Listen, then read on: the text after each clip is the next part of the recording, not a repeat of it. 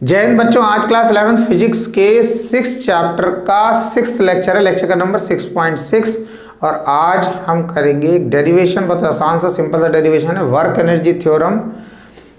पिछले लेक्चर में मैं इससे रिलेटेड डेरिवेशन करा चुका हूँ, वर्क एनर्जी थ्योरम को मैं ड्राइव करा चुका हूँ, लेकिन उसमें कंडीशन ये थी कि ऑब्जेक्ट पर वेरिएबल फोर्स लग रहा था, तब हमने ड्राइव करा था एक्सप्रेशन वर्क एनर्जी थ्योरम का।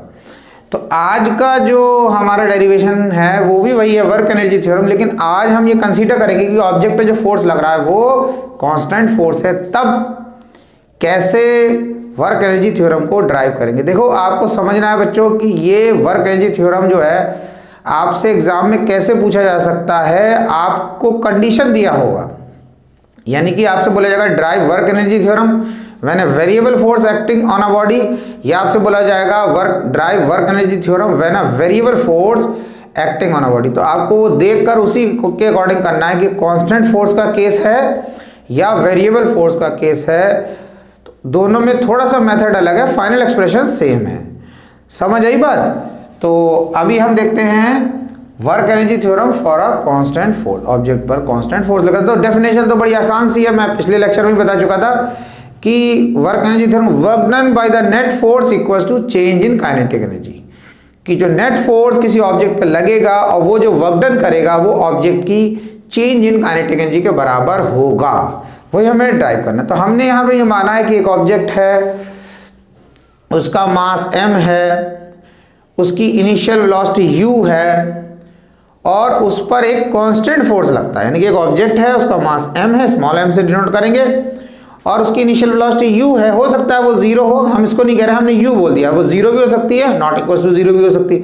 उस पर एक फोर्स लगाया और फोर्स हमारा कांस्टेंट फोर्स है, और उस फोर्स की वजह से ऑब्जेक्ट में एक्सेलरेशन हो जाता है और ऑब्जेक्ट मूव कर जाता है। तो उस कंडीशन में अगर हम थर्ड इक्वेशन ऑफ मोशन लगाएं तो हमारी थर्ड इक्वेशन ऑफ मोशन बनती है v square minus u square equals to 2a।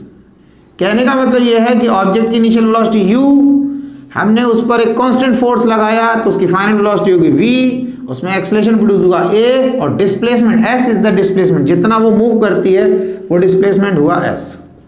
अब हमने क्या करना है कि यहाँ पर ये जो इक्वेशन हमारी आ गई, हमें से डायरेक्टली ऐसे लिख कर फिर क्या करना, पूरी इक्वेशन को हाफ m से मल्टीप्लाई कर देना। तो हाफ m से करेंगे तो क्या हो जाएगा, हाफ m। अब ये v है तो ये क्या हो जाएगा, इस तरीके से हो जाएगा half m v square, minus फिर लिखा हाफ m, और ये u स्क्वायर है तो इसको ऐसे लिख देंगे इक्वल्स टू हाफ और m, और फिर as it is 2as as it is लिख देंगे। इससे ये कैंसिल हो जाएगा तो ये क्या बचेगा,mas। और आपको समझ में आ रहा होगा मास इंटू एक्सेलरेशन किसके बराबर होता है, मास इंटू एक्सेलरेशन होता है फोर्स के बराबर। तो force into displacement, force into displacement हो जाएगा, और फोर्स इंटू डिस्प्लेसमेंट किसके बराबर है, ये वर्क डन के बराबर है। समझना है, ये वर्क डन के बराबर हो गया।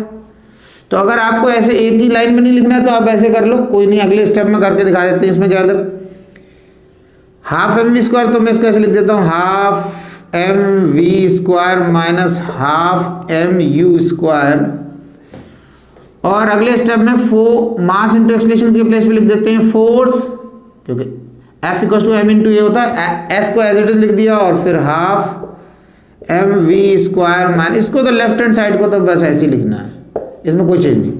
अब फोर्स इंटू डिस्प्लेसमेंट हो गया वर्क डन के बराबर, इसको ऐसे लिख दो half M we square minus half M you square. तो देखो work done by the net force किसके बराबर आ गया, चेंज इन काइनेटिक एनर्जी के बराबर। मैं W को लेफ्ट में लिख देता हूं और इसको राइट में half M we square minus half M you square. अब देखो क्या है, v वेलोसिटी है फाइनल, तो ये expression half M we square क्या हो गया, काइनेटिक एनर्जी हो गया हमारा final, minus u initial velocity है तो ये हमारा काइनेटिक एनर्जी हो गया इनिशियल। वर्क डन तो है ही है, एक्सप्रेशन आ गया। इसको और क्या लिख सकता हूं, w equals to delta K. Work done by the net force equal to change in kinetic energy. तो ये एक्सप्रेशन आ गया फाइनल माइनस इनिशियल का डिफरेंस है। तो डेल्टा के ई किसके प्लेस पे लिख दिया हमने, के ई एफ माइनस के ई आई, यानी कि final kinetic energy minus initial kinetic energy, यानी कि डेल्टा के ई किसके बराबर हम बोल सकते हैं, kinetic energy final minus kinetic energy initial के बराबर। तो ये हमारा एक सिंपल सा डेरिवेशन था, आपको समझ में आ रहा हो, देखो कितना आसान है। थर्ड इक्वेशन ऑफ मोशन लिखा, हाफ एम से मल्टीप्लाई करा, डेरिवेशन आपका ड्राइव हो जाएगा। तो जैसे भी आपसे एग्जाम में पूछा जाए आप उसी तरीके से करें। अगर आपसे कांस्टेंट फोर्स का केस दिया है तो आप इस तरीके से करें, और अगर आप वेरिएबल फोर्स ऑब्जेक्ट पे लग रहा है तब आपको वर्क एनर्जी थ्योरम ड्राइव करनी। तो जो इंटीग्रेशन मेथड से मैंने पिछले लेक्चर में बताया था उस तरीके से आप करेंगे। अगर बच्चों आपको इन लेक्चर से कोई फ़ायदा होता है, आपको लगता है कि ये आपके लिए हेल्पफुल है, तो बच्चों मेरे चैनल को सब्सक्राइब करें, लाइक करें, शेयर करें।